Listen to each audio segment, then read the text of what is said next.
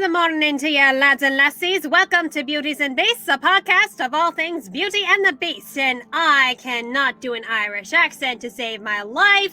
So sorry, Irish listeners out there. I'm actually part Irish myself, but of course, being the American mix that I am, I butcher every word in every language, including English.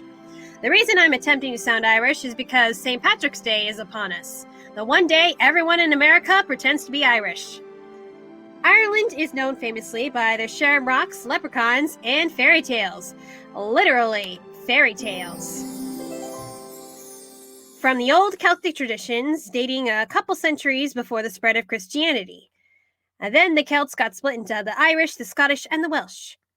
But the Celtic fairies aren't all Tinkerbell make you fly or bippity-boppity-boo you got glass slippers. These fairies are pretty ruthless and vengeful and mischievous. More akin to the Greek gods than your typical fairy godmother. Sorry, Cinderella. We're here to discuss one of these fairy tales, the tale of Tam Lin, which actually came from the borderlands of Scotland, but is also a well-known folktale in Ireland. Also, this story takes place on Halloween, or Samhain, in the Gaelic tradition. So why am I telling this in March? Halloween's like over half a year away. Because it's Women's History Month, and this centuries-year-old legend is surprisingly progressive for its time, with its independent female protagonist and, politically speaking, supports pro-choice. That said, I'm probably going to get a lot of controversial backlash for this episode. Let's be real, no matter what your stance is on abortion, it's a pretty sensitive topic. Okay, and before I get into this stuff, I think I should say it has officially been 1 year since the global coronavirus pandemic started. Let's give a hand to all those people who survived this god-awful year.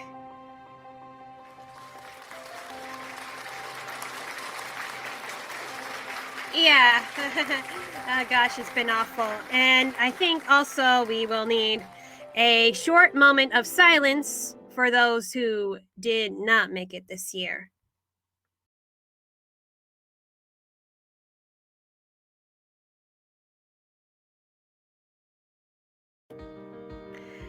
Okay, all right, now that sad thing's out of the way, I'd like to thank my $5 plus patrons, Arvin Joshua Rocks 15, Bella PinkSavage, Cosmic Trail, and TyrannosaurusVenom. If you would like to support this podcast, become a patron today by pledging at least $1 a month. Just go to patron.podbean.com/beautiesandbeasts or follow the link in the description to see all the different tiers and rewards, such as access to bonus episodes and access to private live streams, and also some complimentary gifts. Or you can buy my merchandise on Redbubble with Beauties and Beasts merch and LGBTQ plus pride products. From clothes to mugs to pillows to stickers to face masks. COVID is still a threat, people, even after a year. Even if you're one of the lucky few who got vaccinated, you still gotta protect yourselves and others. Just go to my shop at disneyfanatic23.redbubble.com to see what's available for sale. Okay, now, fair warning, I will be discussing the issue of abortion in this podcast because it relates to the topic, so listener discretion is advised. And if you don't like me discussing politics in a calm, mature way, screw you. First Amendment freedom of speech applies to angry liberal feminists too. Anyway, before I go into my summary, bear in mind that, like most folk tales, the tale of Tam Lin has a ton of variations being retold over and over, which, if you are a loyal listener to this podcast, you know I can't stress enough. Also, apologies in advance for any mispronunciations. Though I do have Irish and Scottish heritage, I am not native to either. Sorry. The earliest written version of Tam Lin was found in the 1549 book, The Complaint of Scotland. Although not sure how old the story and the ballad really is, oral tradition has no timestamp, as you know. Our story takes place on the borderlands of Scotland, specifically in the forest of Carterhaugh in Selkirk. It's a real forest. If you Google the images, it's very beautiful and like something out of a fairy tale. It really sucks that a lot of it has been cleared away. Anyway, there is a warning for young maidens not to venture into the forest without leaving a token like a ring or a cloak. for the elven knight who guards the forest, or else he'll take their virginity. Woo! Easy enough warning, right? Not for our plucky heroine, Bonnie Janet, who lives in a gray castle just beside the forest. Bored with her medieval lady's life of sewing and senseless gossip and ladies-only games like bridge, just kidding, Janet goes exploring the forest at night. She comes to a well and a milk-white steed just grazing, and she picks a wild rose. Again with the roses. Why does flower picking always lead to trouble in these fairy tales? Is it some underlying environmental message? Tam Lin, the elven knight, then appears and asks why Janet's picking his roses and entering his forest without his permission. And Janet, instead of backing down like a weakling, declares that this forest actually belongs to her, as her father gave it to her as a present, so she can do whatever she likes. Tam Lin is taken in by her headstrong personality and beauty, and Janet has no token to give, so she'll have to repay him some other way. Okay, I added that part in, but considering the next verse reveals Janet's pregnancy, you can kind of fill in the blanks.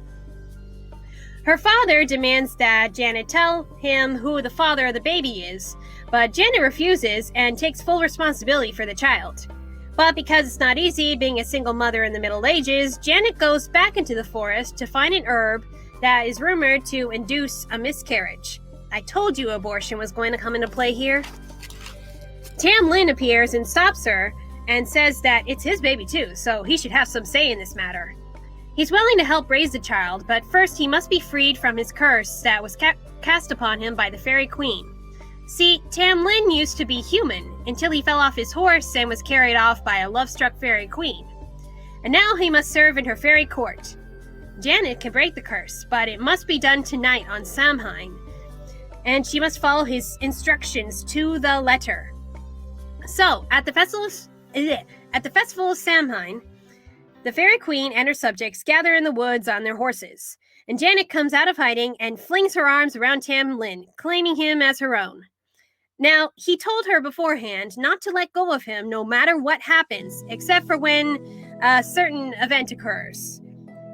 The enraged fairy queen turns Tam Lin into all sorts of things to get Janet to let go, from a lion to a snake to a swan, but she holds on.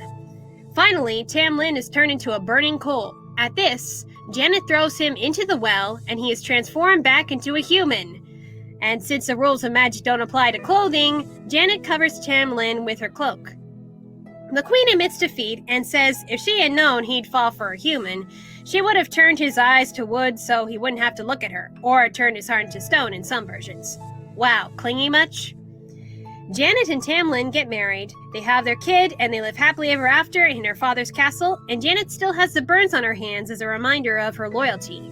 And every Samhain, Tam Lin picks her a rose at the edge of the forest. Aww. Also, if you're ever in Carterhaugh Woods, you'll find an old stone well that is called Tam Lin's Well, in honor of the folktale. Pretty cool, right? So, if you've listened to previous fairy and folk tales on this podcast, you'll find this tale shares some similar themes with Beauty and the Beast and some of the other stories I've talked about here. Only, it's not the father who picks the rose, but the girl herself who picks the flower that just starts all the events. And the Beast character is not a monster by appearance. See, fairies in Celtic folklore are often depicted as beautiful but deadly. And there's the warning that Tam Lin will steal young maidens' virginity, which turns out to not be true, as Janet willingly goes into the forest, and according to the story, the sex is consensual. And like in Beauty and the Beast, Janet has to prove her loyalty to the lady keeping her lover captive. Actually, more Eros and Psyche vibes here. Pregnant woman trying to get her baby daddy back so she doesn't have to raise the kid alone. And I think dousing his flames in the water is a way of purification, almost baptismal even. But I said this tale is a medieval stance on pro-choice, right? One major issue in feminism today is women's reproductive rights. Not just access to legal abortion, but also birth control, which used to be available to only married women. And before I get into this, let me make my stance on abortion clear. I don't like the idea of it myself, and I don't think I'd ever have the stomach to do it myself. Not that an ace like me can accidentally get pregnant. However, I would not stop another woman from abortion, and if there's no safe way for her to do it, she'll try to take care of it by other means, and that can lead to serious infection, internal bleeding, even death. And there are cases of sexual assault where a woman may not wish to raise the child of their abuser. Or in many cases, the woman may not be able to provide for the child, so what's the point of bringing it into the world if it's just going to be neglected? So, yeah, I'm pro-choice. Although, we wouldn't need as many abortions if we had proper sex education and access to birth control, but FYI, you should know that all of birth control is not 100% effective. Then again, I'm ace, so what do I know? And the tale of Tam Lin does really mirror the stance on it. Janet has full agency over her life and her body, unlike most heroines in folktales. She chooses to go into the woods. She chooses to sleep with Tam Lin. She chooses not to name the father of her child, and she chooses not to have it if her lover's going to be out of the picture. But she does change her mind when her lover stops her. And when Tam Lin is changed into all sorts of things, she keeps control of her body and holds on. In a way, Tam Lin proves his loyalty too, in offering to care for the love child and gives Janet the secret to freeing him. So, men, you need to take responsibility for your actions too. Even if you don't get married to the woman, at least pay your child support. Takes two to make a baby, after all. And you know, it's actually interesting because a lot of later adaptations and even some novels that were inspired by this story, they leave out the pregnancy part altogether. And the only reason I can think of for this is Christianity. Yeah, I was raised Catholic, but come on. So the moral of the story is, women should have full control over their bodies, take responsibility for your actions, whether you're a man or a woman, stick with your true love no matter what, and threatening to turn your lover's eyes to wood isn't love, it's possessive jealousy. Yeah, this was a short episode. Well, it's a short tale. So, patrons in the chat, if you have anything you'd like to add to this, I definitely had fun with this story. It's very interesting, and I wonder why we don't have more folktales that are like this. Though I think you are starting to see a pattern in some of these old Beauty and the Beast type folktales, from Eros and Psyche to Bride of the Lindworm King and Beauty and the Beast. A lot of stories about women who have to prove their loyalty to the men they love, and often they're kind of beastly characters. Alright, so patrons have nothing to add to this one. It's pretty straightforward. Our next episode for Women's History Month will be on a female-centered fairy tale as voted on by the patrons, and this fairy tale is Sleeping Beauty, which has been a subject of controversy for modern-day feminists for a really long time. If you haven't read the original story, believe me, the Disney version is really tame in comparison, and actually the Disney version, I think, is more feminist than the original story.